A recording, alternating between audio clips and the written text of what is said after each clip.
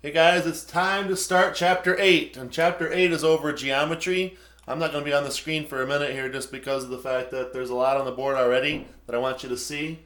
Geometry is one of those subjects that we're not testing very well on, so make sure you try your best to pay attention to a lot of stuff in this chapter so we can up our geometry scores a little bit.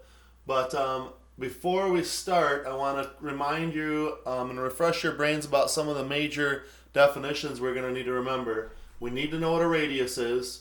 Okay, it's the distance from the center of a circle to any point on the circumference or the outside of that circle. It differs from a diameter. If you recall, diameter is all the way across the circle. A radius is just halfway. Okay, and we need to remember what the height is. Height can often refer to the length or the longest side or how tall a figure is, but this chapter we need to really pay attention to the fact that it stems from the distance from the circle because we're doing cylinders. And so if I have a cylinder and I'm finding the area of this circle, the volume, and I can already see that I wrote area here and here, we're finding volume. The volume of the cylinder is that circle's area, and then we multiply it times the height or the length from the circle. Okay, already at number one you can see the circle's on the top, or maybe you can consider it on the bottom, but the radius is here, and the length from that circle is the height. Okay, so still a lot of stuff to look at real quick. I wrote the formula for volume of a cylinder here. Pi, which I want you to use 3.14 for pi each time. I wrote here and I wrote here. Okay, and the r squared is the radius that we talked about, squared. Okay, I wrote under it first here, I wrote under it first here because we probably want to do that part first. Nice thing about multiplication, you remember, is you can do it in any order you want, but the first number you probably want to figure out is here because you don't want to multiply it to where you're multiplying it by pi or h before you square it. We'll get a little bit more into that when we start our problems. The volume of the cylinder again is written over here. Okay, and this is my thing as far as all this chapter, at least the first couple sections is plug and chug. We just plug numbers into the formula and then chug away at finding this answer out. It's going to be really just a lot of putting numbers into a calculator. There's not going to be a whole lot to even figure out. Most of the stuff's going to be given to us. We just have to put it in the formula correctly, and you'll always get the right answer. So, for example, this is number one on the reteach. I've got 11 problems picked out that we're going to do together, and then again put some more on Classroom for you to do for me as homework. But the radius is pretty straightforward, that the radius is 10 on this guy. So in the formula, we have to do pi, and pi is 3.14, remember, times that radius squared, I hope you know, is 100. So what we already have is 3.14 times 100, and then we're going to multiply it times the height, which is 18. So 3.14 times 100 times 18, and you strictly punch that guy into your calculator. 100 times 18 times 3.14, and what you get is 5,652 when you punch all that in. Now I noticed that if you use these sheets that I have put onto the Google Classroom page where I put the answer keys, some of these numbers that we're going to get are a tiny bit low, but not very low, only a few tenths off, or maybe one whole number off sometimes. And that's because I think the book used more than 3.14. They went on, and 3 pi goes on forever and ever and ever, 3.14, 76934, on and on, whatever it is. And I think they used more digits than just those, and so that's why our answers will be a tiny bit off than when you do it. Okay, but that's all you're doing is taking the values and plugging them in so that you can then get the right answer. Piece of cake, right? So, catch up. I gotta draw a new shape. I want to make sure that I'm kind of drawing new shapes every time and starting over so that you know which pieces that are going to be necessary for each one.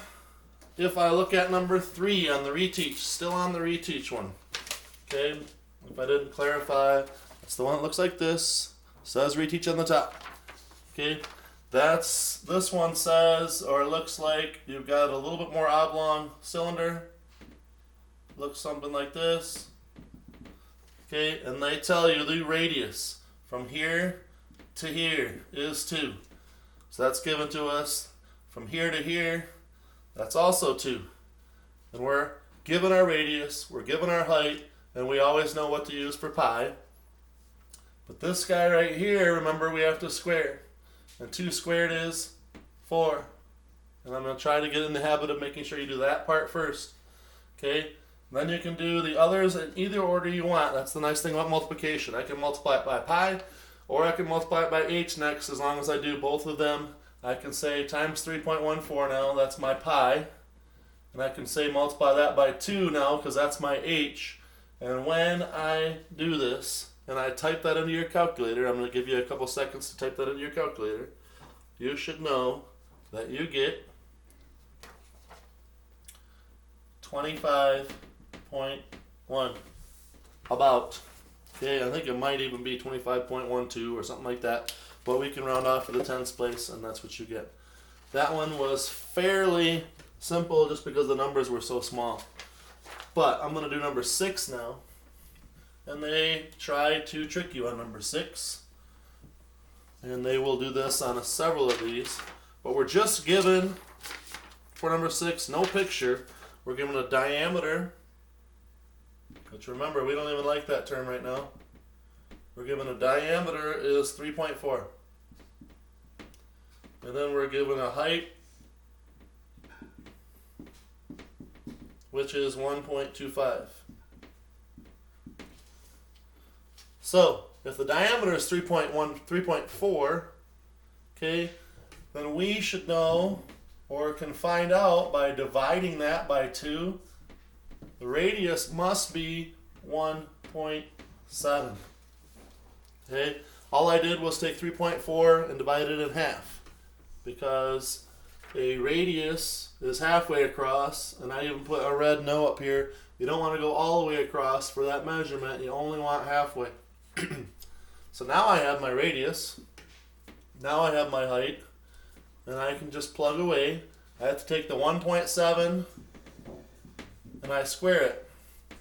Okay, 1.7 squared is, I didn't write it down, I should have.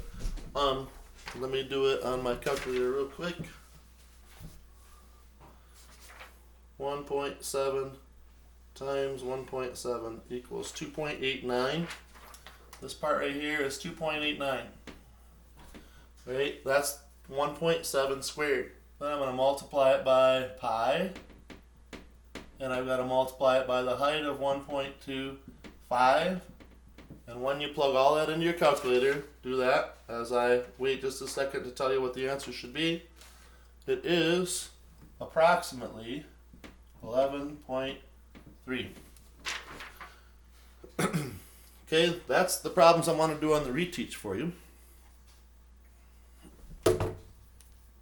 Catch up on that, stop the video, fast forward the video, whatever it takes for you to get to where I'm going to be as I now go to the skills practice worksheet. Now I've chosen numbers 3, 4, 5, and 10 for the skills practice worksheet, as you'll see right here. 3, 4, 5, and 10 now. Okay, so on the skills practice, number 3, you have a lot longer shape than we've been using. Looks similar to that guy. But here's the thing. They have a line drawn completely across that they give us as 8. So that's like saying that's the diameter. We don't want a diameter, remember. We want the fact that if this is 8, the radius must be 4. This distance here, they give us as 12. Okay, so I have a radius of 4 and a height of 12 that I'm going to be using. So I take 4, and 4 squared is 16th.